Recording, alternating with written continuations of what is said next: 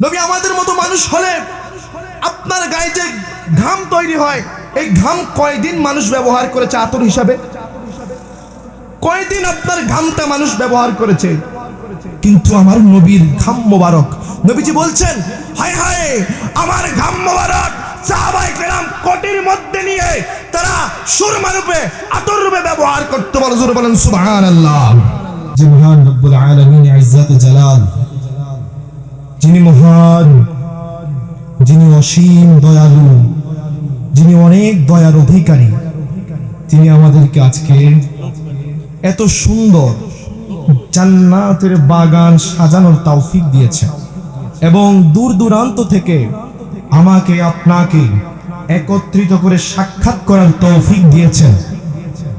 যিনি আমাদেরকে সাক্ষাৎ করার তৌফিক দিয়েছেন, তিনার নাম কি একটু জোরে বলেন? আর একটু জোরে বলেন, তিনার নাম কি? প্রতিটা সেকেন্ডে আপনার নিঃশ্বাস নির্গত হচ্ছে।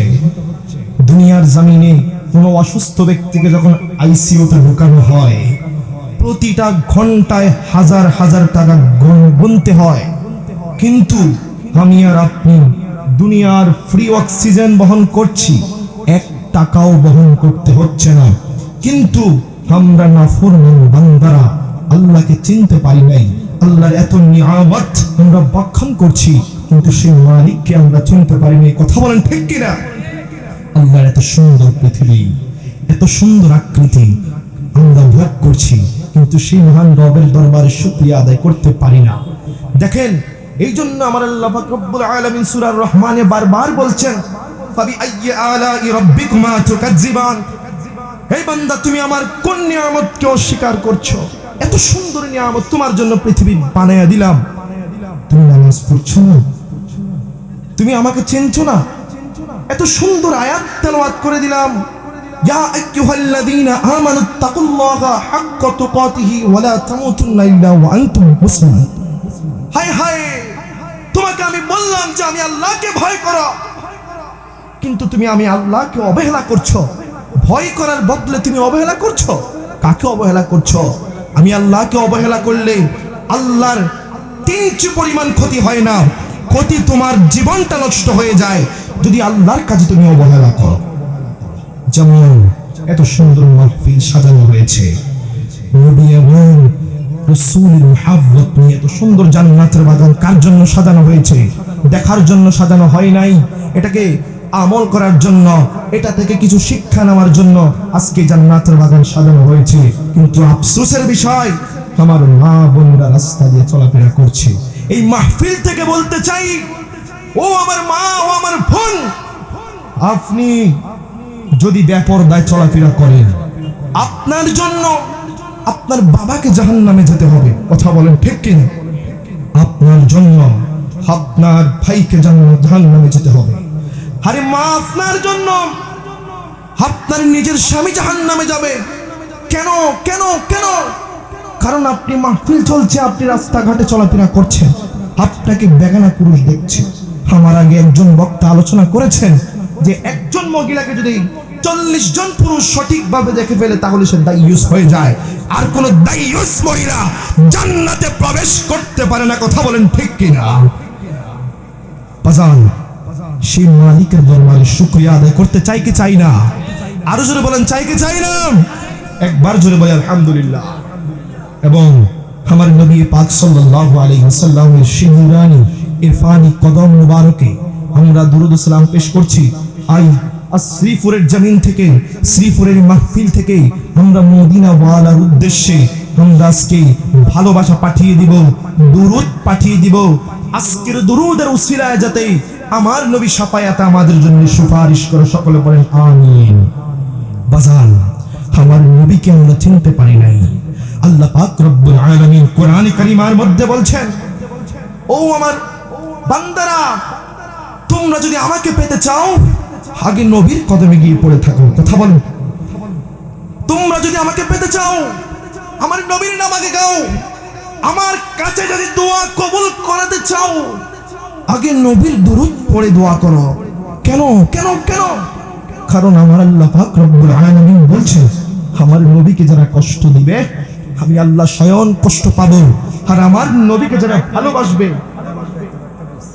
আর যারা আমার নবীকে মুহাব্বত করবে, ভালোবাসবে, আমি আল্লাহকে যেন স্বয়ং ভালোবাসা হয়ে যায়। কথা বলেন ঠিক কিনা? আমার আল্লাহ পাক রব্বুল আলামিন কোরআন কারীমার মধ্যে বলছেন, আমার আল্লাহ পাক রব্বুল আলামিন ডাইরেক্ট সরাসরি বলছেন যে ও বন্ধু, আপনি বলে দেন যদি আমি আল্লাহকে পেতে চাই আপনাকে যেন তারা মুহাব্বত করে। কেন? কিন্তু আজকে দুনিয়ার মানুষ হাই হাই আফসোস, আল্লাহকে পেতে গিয়ে নবীকে ভুলে যায়, নবীকে পেতে গিয়ে আল্লাহকে ভুলে যায়। আমরা বুকে হাত দিয়ে বলতে পারবো, আমরা যারা আহলে সুন্নাত ওয়াল জামাত, আমরা নবীকে মুহাব্বত করি। আমরা এমন করি না যে আল্লাহর চাইতে নবীকে বড় করে ফেলি, আমরা কোনোদিনও আল্লাহর চাইতে নবীর সম্মানকে বড় মনে করি না। কিন্তু আমার নবীকে সম্মান আপনি বাড়াতে হবে না, আমার নবীর সম্মান বাড়িয়েছেন কে? আল্লাহ বাড়িয়েছেন আমার নবীর সম্মান। নবীর সম্মান আপনার মতো মৌলবী বাড়াতে হবে না, নবীর সম্মান বাড়িয়েছেন স্বয়ং আল্লাহ।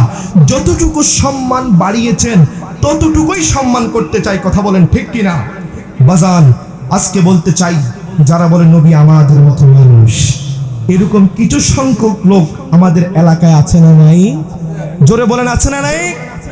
কিছু সংখ্যক লোক আমার ভাই, আমার কলিজার ভাই, তাদের সম্পর্কে বলতে চাই, আপনি যে বললেন নবী আমাদের মতো মানুষ, আপনি কোন হিসাবে বললেন? হাই হাই, নবী আমাদের মতো মানুষ কিভাবে হলো? আপনি বলছেন আপনি নবী আমাদের মতো মানুষ, তাহলে আপনাকে বলতে চাই, আপনার দাদার প্রস্রাব মুবারক, আপনার নিজের প্রস্রাব কোন দিন মেশকে আম্বরে গ্রান বের হয়েছে? কথা বলেন, আপনার নিজের প্রস্রাব থেকে কোন দিন সুন্দর গ্রান বের হয়েছে? কিন্তু আমার নবী বলছেন high high high high, Umme Ayman যখন আমার প্রস্রাব মুবারক খেয়ে ফেললো, উম্মে আয়মান ডাক দিয়ে বলছে হায় হায়, নবীর প্রস্রাব মুবারক যখন আমি ভক্ষণ করলাম, এই পৃথিবীর সমস্ত পানি আমার কাছে দুশ্চিন্তা মনে হলো, সমস্ত পানির চাইতে মিষ্টি পানি আমার নবীর প্রস্রাব মুবারক হয়ে গেল। সুবহানাল্লাহ, আর জোরে বলেন সুবহানাল্লাহ। হায় ভাই, আপনি যে বলছেন নবী আমাদের মতো মানুষ, হায় হায়, কিভাবে? নবী আমাদের মতো মানুষ হলে আপনার গায়ে যে ঘাম তৈরি হয়, এই ঘাম কয়দিন মানুষ ব্যবহার করেছে আতর হিসাবে? কয়দিন আপনার ঘামটা মানুষ ব্যবহার করেছে?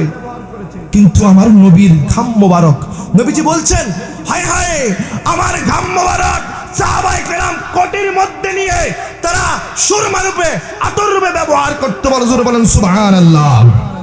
হায় হায়, তুমি যে বলছো নবী আমাদের মতো মানুষ, তুমি যখন রাস্তা দিয়ে হেঁটে যাও তোমার পায়ের ধুলাগুলি জায়গাতে মিশে যায়, কিন্তু আমার নবী বলছেন যে আমি যখন রাস্তা দিয়ে হেঁটে যাইতাম, সাহাবায়ে কেরাম আমার পায়ের ধুলাগুলি কোটির মধ্যে নিয়ে কোথাও যাওয়ার সময় সুরমা রূপে ব্যবহার করতে। জোরে বলেন সুবহানাল্লাহ। হায় হায়, তুমি কিভাবে বলো নবী আমাদের মতো মানুষ? নবী কিভাবে তোমার মতো মানুষ হয়? তুমি যখন রাস্তা দিয়ে হেঁটে যাও, কয়টা পাথর তোমাকে সালাম দিয়েছে? কিন্তু আমার নবী বলছেন আমি যখন রাস্তা দিয়ে হেঁটে যাইতাম, রাস্তার আশেপাশে পাথরগুলি নরম হয়ে যাইতো, আর আসসালাতু আসসালামু আলাইকা ইয়া রাসূলুল্লাহ বলে আমাকে চিৎকার মেরে বলে সালাম দিত। বলে সুবহানাল্লাহ। হায় হায়, নবীকে সালাম দিত রাস্তার পাথর, নবীকে সালাম দিত রাস্তার পাথর, নবীকে ঝুঁকে গাছে ছায়া দিত, নবীকে মাছে সালাম দিত, নবীকে গাছে সালাম দিত, নবীকে পাথরে সালাম দিত। হায় হায়, তুমি কোন মৌলবী আসলা যে নবীকে তোমার মতো দাবি করছো? কোরআন থেকে শুধু একটা আয়াত নিয়ে বললো যে নবী আমাদের মতো মানুষ, আর বাকি আয়াত কে পড়বে? হায় হায়, আয়াতের দরকার নেই, এটা মুহাব্বতের বিষয়। কথা বলেন ঠিক কিনা? আমার নবীজি, আপনার নবীজি যদি পৃথিবীর কোন মানুষের সৌন্দর্যের, যদি কোনো মানুষের সৌন্দর্যের সুনাম করতে হয়, পৃথিবীর সবচাইতে সর্বপ্রথম সৌন্দর্যের অধিকারী হবে আমার নবী, আপনার নবী। সুবহানাল্লাহ। যদি পৃথিবীর কোনো মানুষের সৌন্দর্য বেশি হয়, তাহলে আর কেউ হবে না, সেটা হবে আমার আপনার নবী। কেন কেন কেন? পৃথিবীর জমিনে কত মানুষ দেখতে চাইছে গো নবী, আপনার চেহারা কেমন সুন্দর, আপনার চেহারা কেমন সুন্দর। আপনার চেহারা যদি সুন্দর হয়ে থাকে, আপনার জন্য যাতে মানুষ এত পাগল, কিছু কিছু উদাহরণ আমাদেরকে দিয়ে দেন।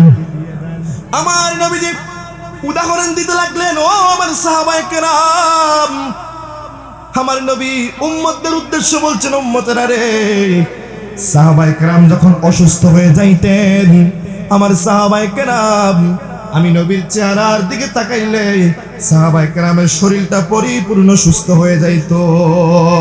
একবার জোরে জোরে বলেন না সুবহানাল্লাহ। সাহাবায়ে কেরামের শরীর সুস্থ হয়ে যাইত নবীর মুহাব্বতের চেহারার দিকে তাকাইলে। হাই হাই, নবী এত সুন্দর। গভীর খেয়াল করবেন বাজান, আমার নবীজি, আপনার নবীজি একদিন মদিনার বাজার দিয়ে আসতেছিলেন। ওই মদিনার বাজার দিয়ে আমার নবীর একটা উট পছন্দ হয়ে গেল হঠাৎ করে। সাথে সাহাবায়ে কেরাম ছিল। ও আমার সাহাবায়ে কেরাম, এই উটটা আমার বড় ভালো লেগেছে।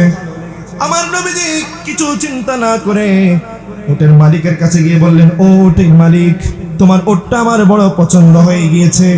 উটের মালিক কিছু চিন্তা না করে আমার নবীকে উটটা দিয়ে দিলেন। ইয়া রাসূলুল্লাহ, নেন নেন, উটটা নিয়ে নেন। আমার নবী, আপনার নবী ডাক দিয়ে বলছেন, ও উটের মালিক, আমি তোমাকে কিছুক্ষণ পরে এসে তোমার টাকাটা দিয়ে যাব। উটের মালিক হা না কিচ্ছু বলেন নাই। উটের মালিক বলছেন, যান যান, সমস্যা নাই। এবার নবী যখন চলে গেলেন উটটাকে নিয়ে, টাকা পয়সা কিছু দিলেন না।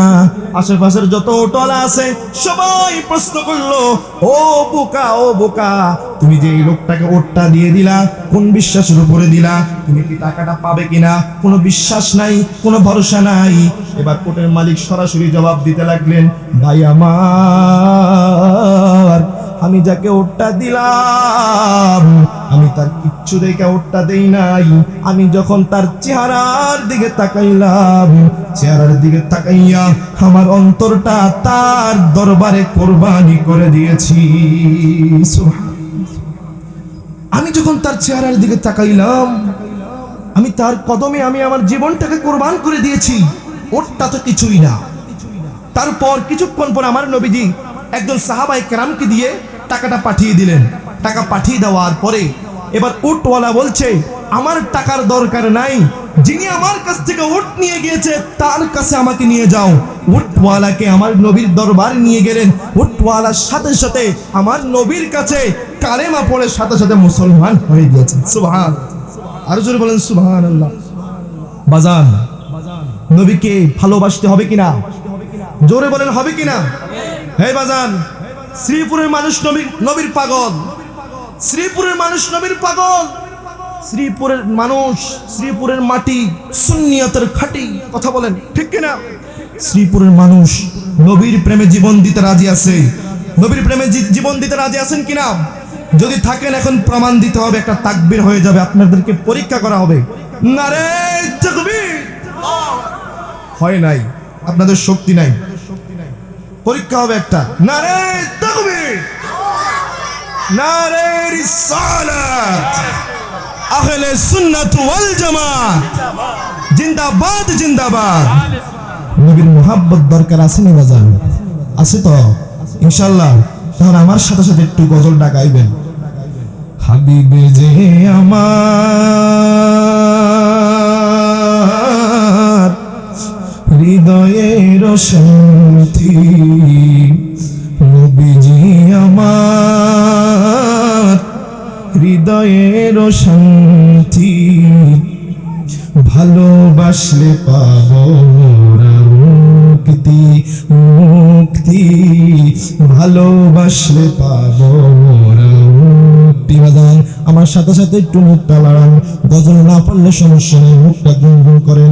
এমনও তো হইতে পারে আজকে গজলটা গাইতেছেন, মদিনাওয়ালা মদিনা থেকে দেখতেছে।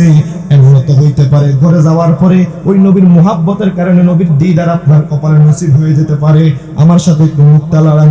হাবিবে যে আমার হৃদয়ের শান্তি, নবীজি আমার হৃদয়ের শান্তি, ভালোবাসলে পাবো মোরা মুক্তি, মুক্তি, ভালোবাসলে পাবো মোরা মুক্তি। আবু বকর ওমর তাই তো ভালোবাসে, ভালোবেসে শুইল তারা নূর নবীজির পাশে। আল্লাহু আকবার।